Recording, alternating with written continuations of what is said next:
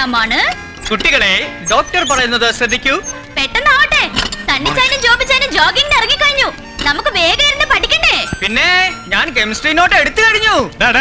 മതി മതി, ഞങ്ങൾ കേട്ടു. വിളിച്ചു കൂവി കോളനിയിലുള്ളവരെ മുഴുവനും അറിയിക്കണ്ട. Good morning gentlemen. Good morning colonel sir. ഇന്ന് നിങ്ങൾ രണ്ടുപേരും 10 minutes ഏർലിയർ ആണല്ലോ. സാധാരണ നമ്മൾ ജഡ്ജസ് അവന്യൂല്ലേ മീറ്റ് ചെയ്യാറ്. അല്ലല്ല, you are 10 minutes late. No, I am on the dot. ഓയ് ക്യാ ബോൾത്തി തൂ?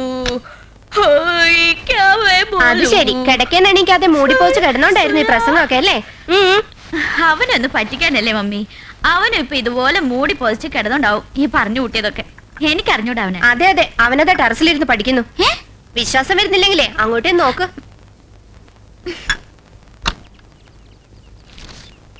നീ എന്ത് പണിയാ കാണിച്ചത്? എന്തു പറ്റി? നീ കള്ളം പറയാന്നല്ലേ ഞാൻ കരുതിയത്. അങ്ങനെ ഇപ്പൊ കരുതിയതിന് ഞാൻ എന്ത് ചെയ്യണം? ഇത് ചതിയാ.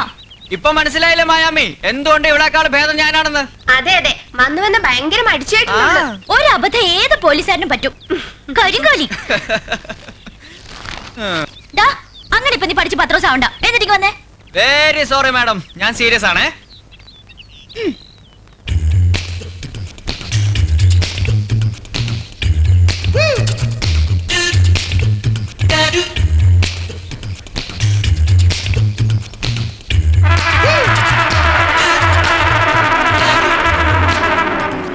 ഓഹോ, എന്തൊരു സീരിയസ് പഠിപ്പ്.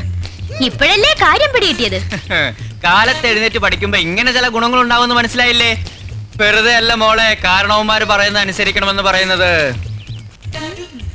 മമ്മി, ബേബാൻഡി, ഇവൻ പഠിക്കുമെന്ന് പറഞ്ഞ് ടെറസിലിരുന്ന് അപ്പുറത്തെ പിള്ളസാറിന്റെ മോളിൽ ലൈൻ അടിക്കൂ. അയ്യോ,